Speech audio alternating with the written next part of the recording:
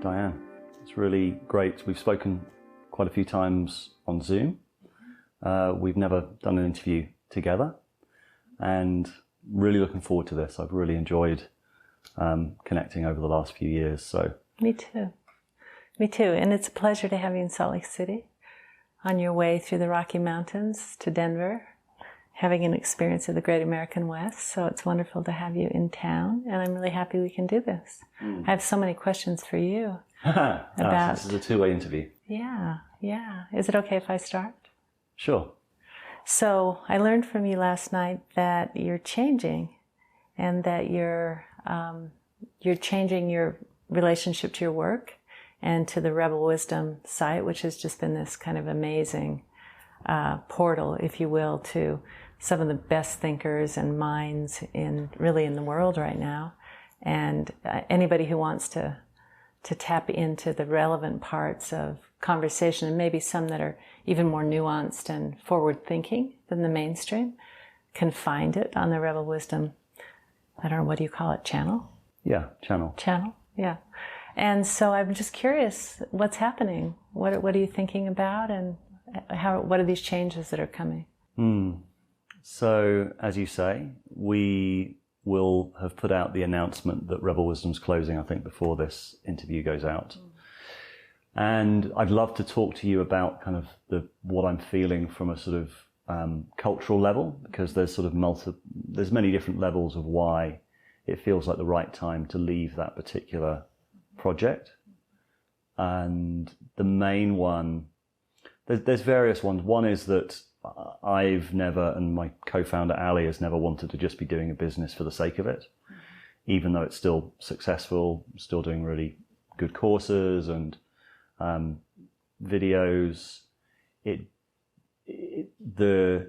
feels like it's time to move on. And also the sense that I have, and this is where I think your integral background would be interesting to get your thoughts on it, are that this rebel energy, this kind of heterodox energy, which I think was really useful and necessary when we started in 2018 with the Jordan Peterson phenomenon and then the intellectual dark web phenomenon, that questioning of the mainstream was really useful at the time and really necessary. Yeah. And I would say, again, using integral terminology, there was a kind of pre-trans manifestation of that. Some of it was a reaction against kind of naive liberalism, in integral language, the excesses of postmodernism, green. But what I feel that it did is it didn't recognize the value of green as well as the negatives of green, a lot of the figures within it. And over time, I've found that many of those figures have been, have gone off track in various different ways, been captured by their audiences, or have become more reactionary or more conspiratorial. And I feel like that whole rebellious framing was right for its time, but right now what we need is synthesis. We don't need rebellion. We still need to question.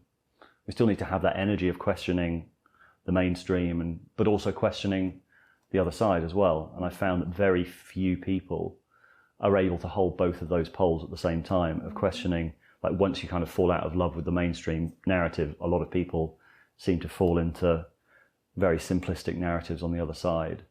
So there's various reasons for that Rebel Wisdom feels like it's the wrong framing for what I feel needs to come next. And I don't yet know what needs to come next for me personally. I've got a few ideas. I'd like to see if it's possible to bring some of the ideas and the thinkers that we've covered more to the mainstream. So pitching ideas to kind of more like, could we get a series about Daniel Schmachtenberger or John Bevacki or Diane Musho Hamilton onto the BBC or whatever. Well, let me see what I understood about what you just said. So you used the word that you're closing the site, so that it's time to move on. Closing the project. Closing the project, right? But you'll keep the site up. Yeah. And that the giving voice to the kind of you could say the other perspective in relationship to whether it's pluralistic values or wokeism or whatever it happens to be, that there needed to be a voice in response to that. And the intellectual dark web was part of that, and you were able to feature these people and really give voice to that. But at the same time, it seems like the ability to hold the complexity and see if we relate to culture in either evolutionary or developmental terms, that this movement towards inclusion and towards righting the paths of the wrong and everybody becoming, super accountable to, the history, if you will, that there's something actually that's right about that too. And so what I hear you saying is that you want to be able to include more complexity and more perspectives, and also that there's something that comes out of this very frothy exchange that needs to be synthesized, it needs to be distilled, maybe it needs to be clarified in a certain way, so that all this really good thinking can actually coalesce in such a way that people can be guided by it. People need to hear opinions and views, and people need to also see what the research indicates, but it's helpful to have someone who's done the hard work of synthesizing all these many points of view, many of whom agree but are coming from different perspectives, and that there's some way that you can maybe serve in doing that. Yeah. I certainly think that's a great idea. Yeah, and a couple of things I'd say from that. One is, you mentioned the IDW, the intellectual dark web. I think that was the naming of a broader phenomenon. Like, rather than sort of saying, well, it was about these particular figures, I think that was a kind of clever way of latching on to an emergent phenomenon, which was a sort of coherent alternative media ecosystem that was a counterpoint to the mainstream and was asking some of the questions that the mainstream were not touching for various reasons. But the paradox or the tragedy of that time, in a way, was I think there was a more bottom-up movement that could have happened at the time, where people wanted more open conversations, more open dialogues to talk about ideas, and were aware that there were certain conversations that were being shut down. And that was one of the great tragedies, pities, I think, certainly of the last few years, that kind of broad kind of grassroots thing didn't happen. And it was focused on these sort of individual figures who I think, for me, the morality tale of the last 4 years of the alternative media and of many of these figures is the warping factor of the alternative media, the warping factor of the audience dynamics, especially if you're then dependent on them for your income and your livelihood, and you get dragged in certain directions without even meaning to. And we saw many of the relationships break down between some of these figures, and I think that was a symptom of that. It's a way an artist can get captured by their audience, in terms of, like when Dylan went electric and everyone freaked out. Yeah, and an artist, like the great artists like David Bowie, for example, were able to reinvent themselves because they realized they'd attracted a certain audience. Like, oh, I'm not going to give you what you want, I'm going to give you something different. And throw off the people who are. And I think someone like Sam Harris is actually pretty good at doing that. Like, he'll put out stuff that he knows is going to piss off some of his audience because he wants to kind of, that he wants to avoid getting identified with. If he realizes he's got a lot of people who are liking his stuff that's attacking Islam, he'll put out stuff that kind of is a counterpoint to that and try to throw people off. Yeah, so that his audience develops a kind of resilience in terms of being exposed to ideas that upset them or that they're not used to. So that's an interesting thing, to cultivate an audience that can tolerate that. Yeah. I mean, the other point I would make is that rebel wisdom has always been based in the practices of personal growth, which has always been a slightly uneasy dynamic with the place that the kind of this sort of heterodox wave was a multifaceted thing. For us, it was really about the personal growth, the really looking at where we were getting stuck, what are our blind spots, what are the things that we are not seeing about our own perspective, about our own behavior, sense making, and really feeling into that process of how am I being hijacked, how am I overconfident in my own ability to kind of understand what's going on. And there's a weird paradox because that's not really the I would say that that's not really the it's not really the nature of something like YouTube, for example, with a YouTube comments thread, and the nature of a broadcast medium. Like broadcast, by definition, you're putting something out that feels definitive, that feels like this is what I think about this particular thing. And once you do that, then people come up with their definitive, like, well, I don't like that because of this, or I like this because of that. It's not really an organic process. And there's always been a subtle tension between those two, like the broadcast modality and the nature of the thing that we've been talking about a lot, which is dialogos, which is a conversation that goes somewhere new, where between two people you're bringing out the best in each other, and there's a kind of aliveness to it. That's always been a slightly uncomfortable fit. We've achieved a lot more in our practice sessions and in our workshops and in the course that Sense Making 101 that you've been teaching on as well. We teach the participants the art of dialogos, and they practice it in their small groups. And so there's always been this slightly kind of uncomfortable dynamic, and it's also then hard to know, like, what is the actual Rebel Wisdom audience? Because the comments thread has a real gravitational pull, but the comments thread is mostly a function of the where you are in the algorithm of YouTube. Where are the people coming from? It's not necessarily your core audience. So it's really hard. I found it also very hard to navigate, like, what is the core audience? Where are you getting the feedback that you should be listening to, and where are you getting the feedback that you should be ignoring?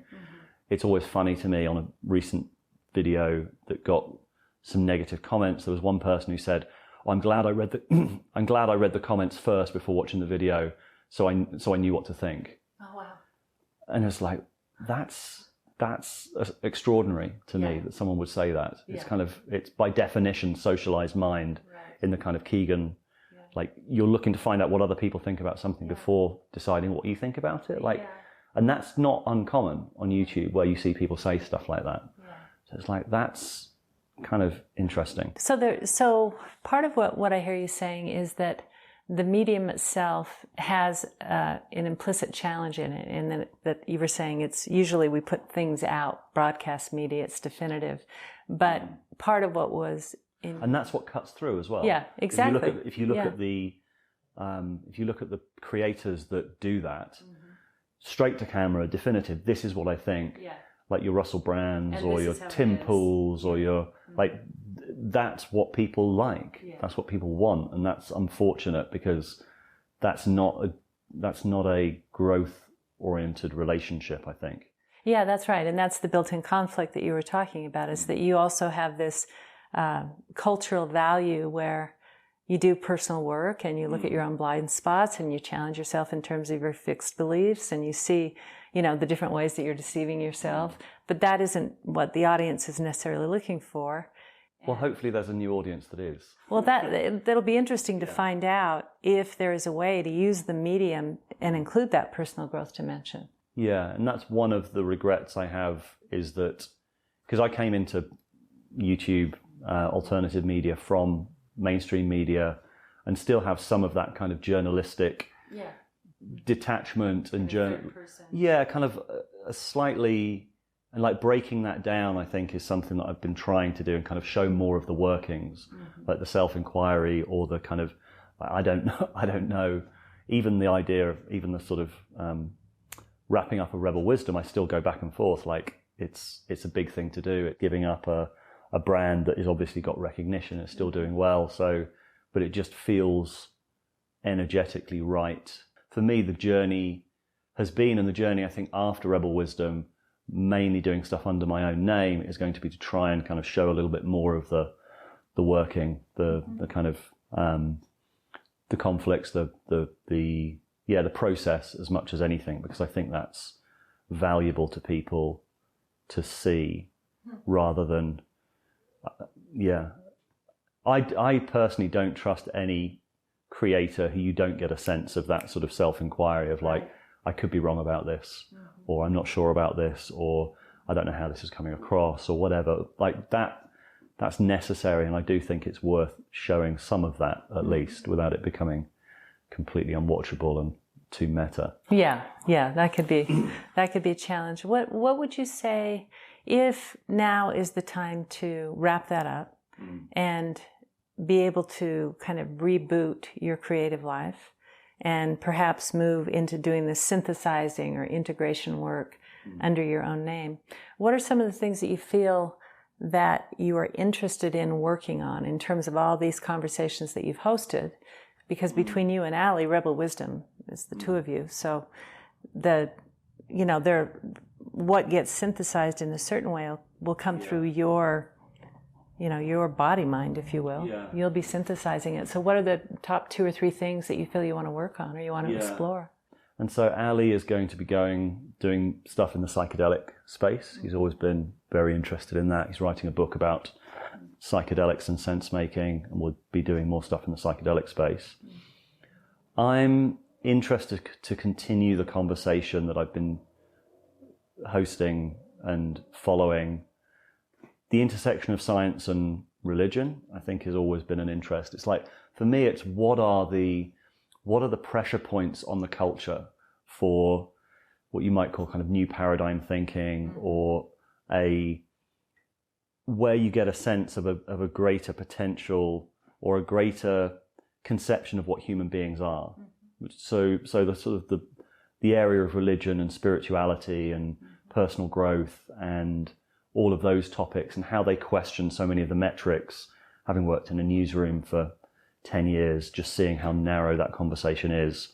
You're talking about GDP and you're talking about, and it's just like, are these real? No one's asking like, what is a good life, or what are we really here for? All these questions of purpose and meaning, and the meaning crisis that John Vervaeke talks about. So I'm interested in finding who are the thinkers and the people who are asking all of these questions within all of these different industries and different dimensions. I'm thinking that there are people having what you might call kind of awakening experiences or opening experiences within all of these different places, like within education, within healthcare. Someone like Zubin Damania, who I was just spending time with in San Francisco, comes from a medical background, is asking says the medical system is fundamentally broken, partly because of this kind of very reductionist way of understanding the world and understanding human beings a bit like machines, rather than kind of seeing our full potential. And so he's asking those fundamental questions. Who are the people who are doing that? Those are the people I want to be talking to and interviewing. And I've also got a few ideas for courses and for kind of learning opportunities afterwards that I'm looking at and thinking about. One thing I'd like to turn the tables a little bit and ask you, sure. Because one of the reasons that it feels like this kind of rebel arc is complete, the heterodox arc is complete for me, in my interest at least, because I feel like, and this is where the integral model comes in, so I'd love to hear your reflections on it. Sure. Some people watching will be familiar with it, some people won't, but the idea that there are different value modes, or what would you call them? Worldviews. Value there are different sets. worldviews online at all times, and we've got a fundamental clash between what you might call postmodernism, relativism, green, and that was a lot of the reason why Trump won in 2016, was that green had become self-contradictory. It was no longer kind of leading the way. And so there was a kind of reboot to an earlier stable operating system, which is what Ken Wilber wrote about in the Trump and a Post-Truth World.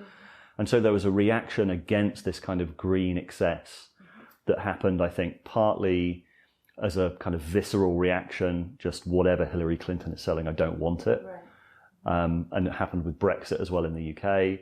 But then there was also a kind of, and that was a visceral kind of like, emotional reaction, what you might call pre-trans idea, pre-trans fallacy. And then there was a trans part of that, which was manifested by someone like Jordan Peterson at his best, the intellectual dark web at their best.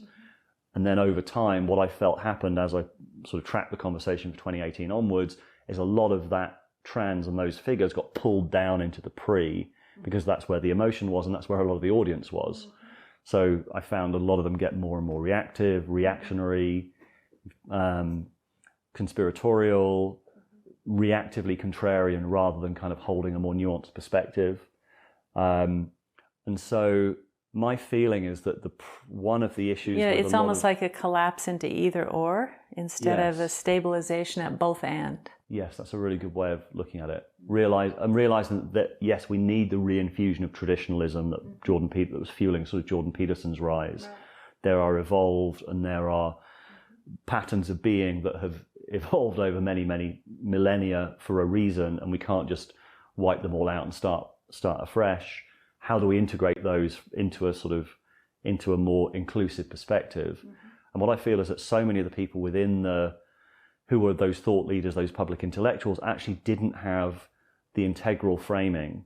Because within the integral framing, that with these sort of worldviews that are online, Ken posits an integration, a second tier worldview that understands that all of them have a part of the truth, but they consider themselves to have the whole of the truth. And I think that so many of the figures within so many of these public intellectuals didn't have that sense of that there is a there. So didn't understand that postmodernism, even though it's dysfunctional and is over the top and is self-destructive and nihilistic in so many ways, also has a positive element. Yeah. It's also right. Every perspective is true right and partial. Yeah. And so that would be my question back to you: is how do you reflect on this arc? I told you yesterday that Rebel Wisdom was coming to an end, so you're still integrating it to some degree. But do you understand the logic, and do you agree with the diagnosis? Yes, I do. I understand that under pressure, and that, as you were saying, the medium itself, that requires this kind of broadcast certitude about the way things are and what I believe, that those pressures will pull us into black and white thinking and into either or thinking, and that the other option is to move towards more nuance, as you said, more complexity, but more shades of gray. And that kind of openness can also be experienced as uncertainty, and that uncertainty just doesn't feel good in the body. It's something that one has to get used to.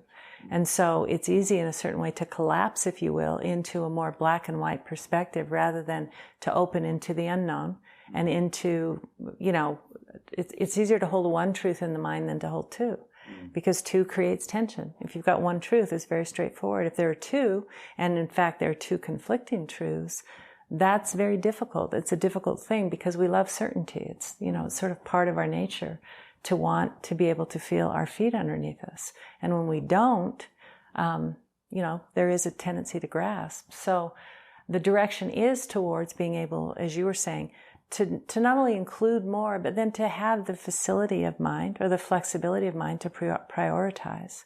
So it's one thing to hold one truth. To hold two is more complex. To hold two or three is overwhelming. So then we have to be able to prioritize those two or three or four truths according to importance or relevance or meaning or values. And then to go one step further and to be able to take a perspective on ourselves, taking perspectives.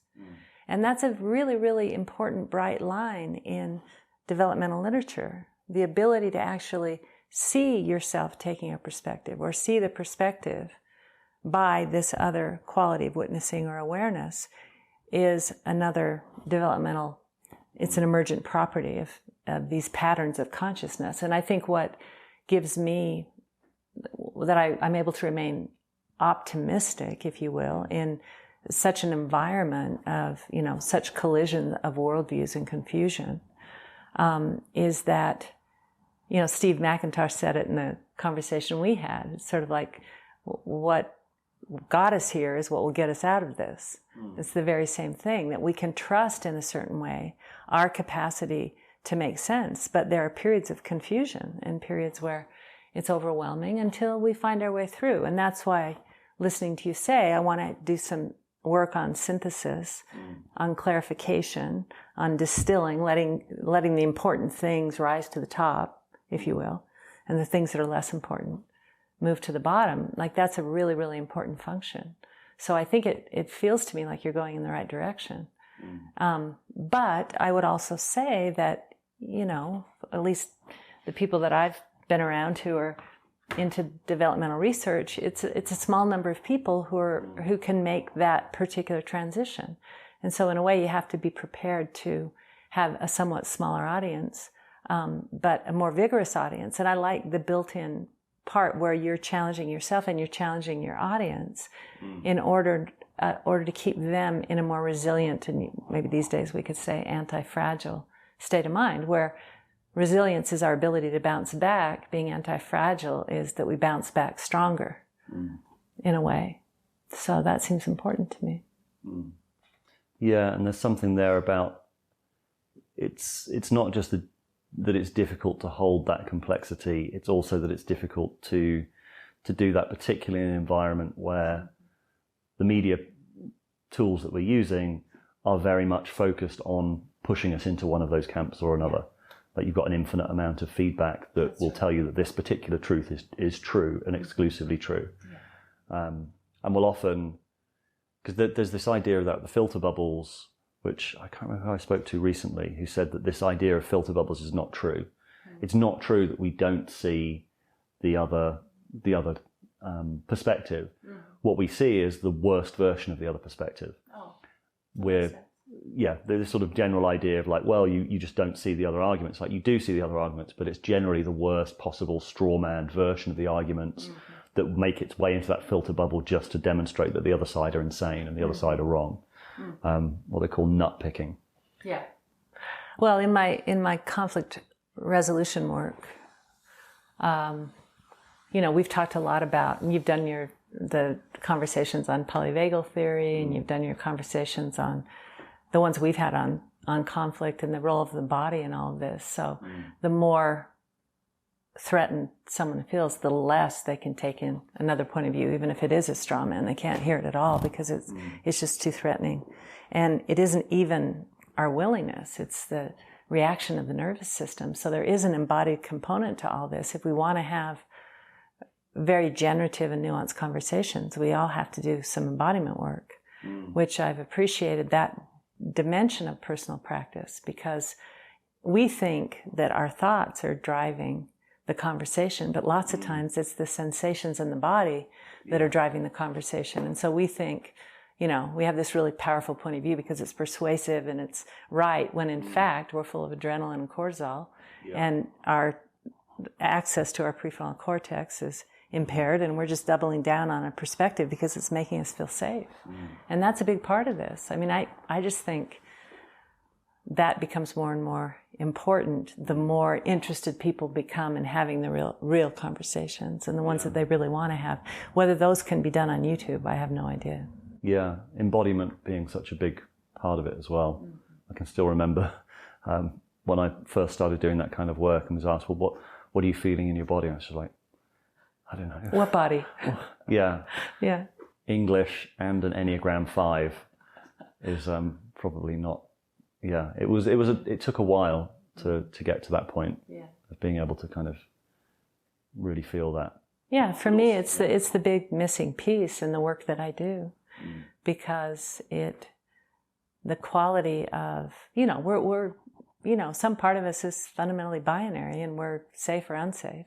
We talk about safe environments. These days, people talk about safe spaces, now brave spaces. When they talk about brave spaces, what they're really describing is a kind of an atmosphere of safety, which means that we can trust that others have our well-being at heart. We can trust that we can make mistakes and that we can expose our vulnerabilities. Those are all qualities of safety. But what we know is that safe spaces that exclude challenge are not spaces in which people grow. Yeah. And that's true of everything. The world is inherently dynamic. You cannot solidify one quality. You try to solidify safety, and danger is automatic. I mean, green, safe spaces are some of the most dangerous spaces you can be in these days. So actually saying no, we're depending on your identity characteristics. Depending. So how do we allow for challenge to do its work, which is to enliven and catalyze growth, and for safety to create openness, relaxation, and trust? Now, in that combination, we have the alchemy, if you will, for transformation. And part of what we're talking about is that from an evolutionary developmental view, we're all in a process of transforming. And we either degrade and solidify, or we endure a certain kind of discomfort that's involved in learning, and if we find our way into new and bigger perspectives, new ways of being, deeper relationships, more trust, more love, you know? Yeah. So, I mean, that's just what my life has been about, and I'm confident in it because it's paid off in my life. I like the people I'm with. I like what they have to say. I like how they think. I like the way they view the world, you know. They're not unrealistic. They're not in denial. They know what the big challenges are. We know what they are. But it doesn't change the way one relates to life, you know. Yeah. What are our choices for how we relate to this profoundly exquisite and troubling existence of ours? Yeah, I like your reframing of the idea of safe spaces, because the idea of sort of safe spaces is kind of, I guess, kind of lampooned on one side of the political spectrum for kind of good reason, because it can become just completely ludicrous. But at the same time, the paradox is that we need safety to be able to have challenging conversations, or to be open, or to be open to challenge, because if we don't feel safe, we cannot take it in. And so there's this sort of paradox at the heart of that is only through safety can we make space for the kind of challenge that then leads to growth. Yeah. And then there's a little bit, one of the things that I think is interesting in this phenomenon of, you know, postmodernism and what we're calling green, is that there's an interesting kind of juxtaposition, if you will, between the healing that gets done in therapeutic environments, because psychotherapy and trauma work and embodied work, all related to healing, you know, psychodynamic history or trauma in the body, you know, to create an environment in which one can feel that is, let's call it a holding container, if you will, to re-experience trauma, or to visit one's history, or to look into patterns that are dysfunctional and painful. It's kind of to deal with pain. And then on the other hand, you have the political side of it. And so we use that language of safe space in the political environment. And again, it needs the therapeutic holding container, the safety that's required and to open up is super important. But in both of those environments, if we're not challenged at a certain point, we just simply don't grow. So even therapeutic environments that start out being safe in a really good way to allow people to be present to their experience and to really face it, if you will, or be with it. If there isn't a challenge at a certain point, it actually starts to backfire. And the same is true in the political spaces and those kinds of conversations as well. So I find that the therapeutic modes sometimes get transferred over to other environments without us really understanding that therapeutic root in a way. You know, because there's healing and there's growth. And one can only grow if one heals, but the healing work is a little bit different than the work of development, you could say. Yeah, and one of the other things I'd like to ask you about, because you worked for quite a long time with the Integral Institute and Ken Wilber in translating Ken's work and making it more applicable. And a conversation that a lot of people have, or a question that a lot of people have now with the conversation that we've been tracking, that can be very intellectual, very heady, very male as well, which is kind of a function of this, seems to me to be a sort of function of this kind of galaxy brain way of thinking. Galaxy brain. Yeah. And so a lot of people, I think, are feeling a little bit kind of like, okay, so what now? Like, what do we do with this? Like, I can't listen to any more just dense, over-analytical guys talking. I'm sure no one's ever said that about Ken's work. So you've got kind of lived experience of that in the past. How do you agree with that kind of perspective? Well, first of all, I appreciate thinkers. You know, I have I studied literature, but I also studied philosophy. So I appreciate whatever this amazing prefrontal cortex and its ability to conceptualize about the world. So I have a lot of appreciation for thinkers. I do, but I'm fundamentally a pragmatist. So how this thought is applied and how I work with it in my life. One of the things I really appreciated about my encounter with Ken was that his ideas had immediate impact on the way in which I did my work, particularly as a mediator. It really changed some of how I thought about things. And I realized that I was kind of mediating in a flatland where I imagined that everybody had the same kinds of capacities. And in fact, the capacity to take another person's perspective is literally kind of a hallmark of an evolutionary process, you know. All of us grow from me and mine into, you know, ours and us. And then if we keep growing, it becomes all of us and all of it eventually. So, but because I'm fundamentally, you know, my work was always applied in the context of conflict. And I didn't become a psychotherapist and I didn't become a philosopher, but I became a mediator because what I cared about was how can I help these people solve this problem? And so in Ken's context, it was always how can I help people understand why this is important? Why does Ken care about levels, lines, states, and types? Why is that meaningful? So even in my work as a facilitator, when we study states, we talk about the way in which in all of our meetings around the world, regardless of the environment we're in, people don't attend to the state experience of people in meetings. So they don't track enjoyment, they don't track boredom, they don't track distress or unease, they don't track play. And when one starts to pay attention and work with states, not only do we improve the quality of our meetings, we enter these states of flow, which Jamie Wheel has talked about a lot on your channel, where our work becomes effortless, we become egoless and timeless, and it's a real pleasure to work with people. So that's a capacity we have that is just absolutely underused and undervalued. And a lot of what Ken is promoting are highly efficacious insights that have what's the word? Like a corresponding technique that we can work with. So I think, how do we bring all this thought into our immediate experience, whether it's small scale interpersonal work or whether it's large scale considerations of how we take care of, 8 billion people on the planet. I don't know if that answered your question.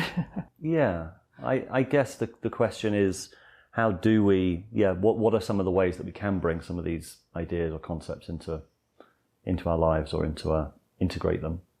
Well, for example, your concern that the first person experience of David, who's interested in his own development, he's going to question himself, he's going to look at his blind spots, he might deal with his own shadow, he might be willing to be challenged in certain ways, but that somehow dilutes the third person message of this is how it is and this is what you should listen to, right? But as culture becomes a little bit more understanding and sophisticated, they're not going to conflate those two. They're going to see that in the world of the first person, as my grandfather said, all you need is your own consent. But when we're literally talking in the world of the third person, we should have empiric evidence. And we shouldn't conflate those two. And right now, they're utterly conflated all the time. In media, in all of the meetings that we're in, we're not making really good distinctions. And the we, the second person of the we, trumps in culture first person and third. It's the most important thing. And yet we don't use a lot of the techniques that we know how to use in order to bring about real agreement.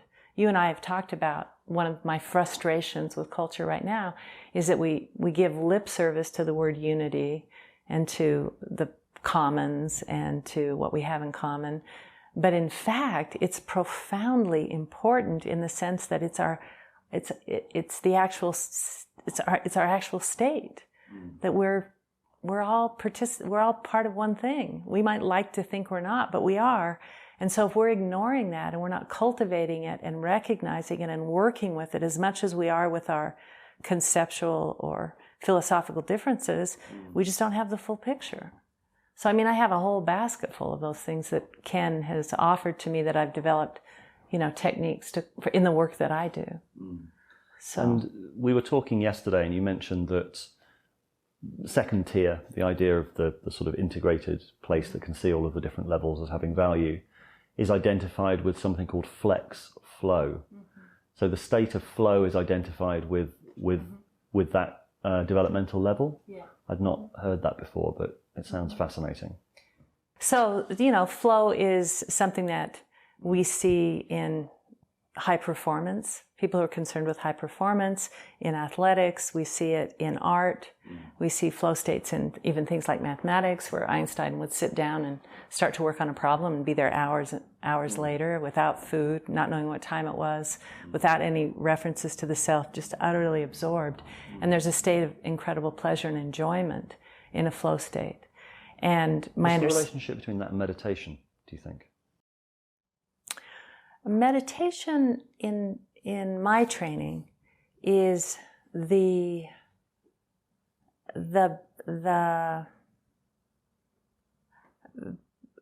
basic relinquishment of identity with form, so that we disidentify with mathematics, we disidentify with basketball, we disidentify with rock climbing in order to experience what we call our deepest nature, which is beyond conditions, which is unqualifiable, which is joyful and you could say self-fulfilling on its own. And then we learn how to manifest that through our activity. So I think meditation supports flow states. And one can experience a quality of flow moment to moment to moment in sitting, but it's also pervaded by tremendous stillness and coherence. So I think a flow state within the research is necessarily tied to activity, and I think meditation is necessarily tied to stillness in order to disidentify with objects of awareness, in order to experience oneself as fundamentally subject, and then that subject and object become one. So subject and object are one. I interrupted you as you were talking about second tier and flow. Oh, so certain things happen as human beings continue to develop, and one of the things that's important about pluralistic culture is that we're practicing taking multiple perspectives. So, for example, we're picking up marginalized points of view, whether they're in ourselves or in our culture. So, for instance, as a woman, in the social sphere, people are more interested in my perspective maybe than they were 30 years ago, depending on who you're with. But I also might be willing to pick up parts of myself that have been more marginalized. Like, let me see, for example, in my case, well, it doesn't matter for the purposes of what we're talking about. So there's so much going on that is really, really healthy. And yet, even though we're trying to be so inclusive, pick up parts of ourselves, everything in the culture, rectify ourselves with the past, there's so much that we're trying to do. And yet, we find that we become dogmatic and ideological, and anybody who doesn't agree with us gets canceled. And pretty soon, we're guilty of the very same thing that we are condemning, which is one-sided, exclusive, and punitive.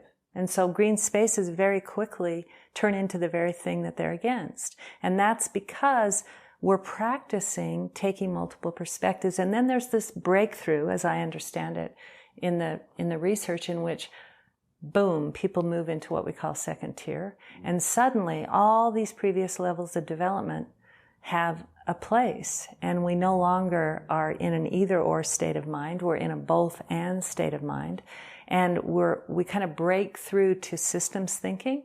It's sort of like we see the world again from a new perspective in which everything is a part of an interacting whole. And that in itself creates more space. We stop thinking about things as broken, because our mechanistic understanding comes from kind of a Newtonian view of the world. And so, a broken health system or a broken criminal justice system is coming from not a systems perspective, which is more about learning how to create health and balance, because you can't fix a system. You can contribute to a system and allow it to adapt and allow it to grow and to change, which is different than fixing a part on your bicycle that's broken. So there's a whole different way of thinking when we break through into second tier. And another characteristic of that is that states of flow just come much more easily. There's less, as we move and grow, our egoic identification. It's not that we lose the sense of self entirely, although some people do for a time. It's that we kind of outgrow our interest in it. We're much more interested in the whole and the way everything is interacting. And we're interested in the well-being of the whole as opposed to our individual, egoic project, whatever it happens to be. So flex flow is what this stage of development is referred to, I think, in Claire Graves' system. And it really is this breakthrough into being able to hold multiple perspectives, to see systems and how they interact, to engage in states of flow, and to really kind of just hold on to the egoic center much, much more lightly. So those are some of the qualities of that stage of development. I think I experienced it once. Maybe. Is there anything that we haven't talked about, we should talk about before we complete? Well, I just want to return to your emergence into this new stage, and just anything more that you want to think about in relationship to, you talked about science and religion, you talked about synthesis, you talked about finding a way for the personal and the interpersonal and the political to interact on the channel. Is there anything else that means something to you that's important? What would you like people to come to your new... I'm also thinking I'll continue to include some of the practices and maybe more intently connect to some of the facilitators I think are doing really good work and feature them, and breath work in particular is something I've always been really passionate about. There's various different projects. I'm also keen to go back into the gender conversation. I'm thinking about, I'm in the process of looking at a men's festival towards the end of the year in the UK to try and create a kind of minimum viable collaboration between a lot of guys who I think are doing really good work around rites of passage and other sort of fitness and cultural stuff as well. And that conversation, I think, is so core to many of the dynamics that we're seeing in the culture and the dysfunction of that conversation. And I think that's changing. And I think I'd like to play a part in arguing for a positive vision of masculinity that is in service and not in opposition to the feminine. And I think there's a chance now for that conversation in the culture. I think post Me Too, there was a sense in kind of the kind of mainstream media, at least, of women, it's women's time to speak, it's men's time to listen, and that was it. Which I think there was a place for in the immediate aftermath of Me Too, and women being heard in a new way. Yes, and the and is, and that's not a conversation. That's not a healthy relationship by definition. And I love Warren Farrell's framing on it, which is that in the 1960s with feminism, women were heard in a different way and took a different role in society. And that's fantastic. And women's voices were heard in a different way. But he says men's voices have never, or men's emotional reality has never been heard, because that was never part of masculinity. That was never part of the deal. And so I think this is something that I feel really passionate about because of the men's work, the men's retreats that we've been teaching alongside, and this sense that I get from so many of the guys who come that they want to be different than their role models. They want to understand what masculinity is. They're feeling sort of slightly conflicted about that, and they're getting two contradictory messages from their culture. One is, we want you to be more emotionally vulnerable, we want you to be more open, and also shut up and stop taking up so much space. and if you're open and vulnerable, you'll get attacked. Like and be sexy while you're at it. And be sexy while you're at it as well. So I think there's an openness in the conversation to understanding that, and if you look at the figures, men are definitely struggling in many different areas. If you look at the university stats, men are falling behind relative to women in many different areas. Like that's definitely getting noticed, but also what are the positive dimensions of masculinity? And also I want to see if it's possible to change the cultural conversation from masculinity itself is a problem, we need less of it, to mature masculinity is what we need more of. Yeah. That actually what is being called toxic masculinity is immature masculinity. I agree. And that, I think, is, I feel it's a very difficult conversation to have. It's a very subtle conversation to have, but it's one that I feel kind of uniquely placed and uniquely passionate about to have. It's something I feel I can feel myself getting emotional even thinking about the guys who came to our men's retreats, and just I feel like there's so many guys who really want to be better men, and they just don't know how, and there are not many role models in culture for that, that aren't kind of going back to the past in some way. And how do we integrate what is a positive vision of masculinity that's, so that's another thing I feel passionate about. Yeah. And I think that the women that you invite into those conversations, they're women who are doing what we call shadow work. Yes. On the feminine shadow, if you will. And that's just, you could say kind of the perversion in, not necessarily always in women, but in the feminine side of who we are, which has to do with our ambivalent and unclarified relationship to power. Yeah. The way we derive power, the way we wield power, the way we refuse to acknowledge that we're wielding power, the way in which we can be dominating in our victimhood, and we need to pay attention to that, the way in which our very nuanced and subtle ways of being in the world can be coercive or manipulative, the ways in which we're not always good to each other, and we compete in very predictable, but we don't tend to own ways. Very we deny that, and then also that the gifts of the feminine, you might say the experience we have of not being seen, that there's also a power in that, being in that circumstance in which we can kind of move about in a less dense way and not be noticed, that could be a powerful thing as necessary as opposed to always a negative thing. And I think my experience is that the women who've done that work, who've really kind of started on a path of self-inquiry, recognize it's a much more complex picture and recognize the shadows of the feminine as well as the shadows of the masculine. And you can have that's why I think it's possible to have that conversation, because I think there are a lot of women and a lot of men who recognize the complexity of it and are ready to say, are we ready to grow up and stop just blaming each other and stop just, this adolescent conversation is so dull. Well, again, it's either or versus both and, Yeah, which is part of the synthesis point that I'm feeling about it's time to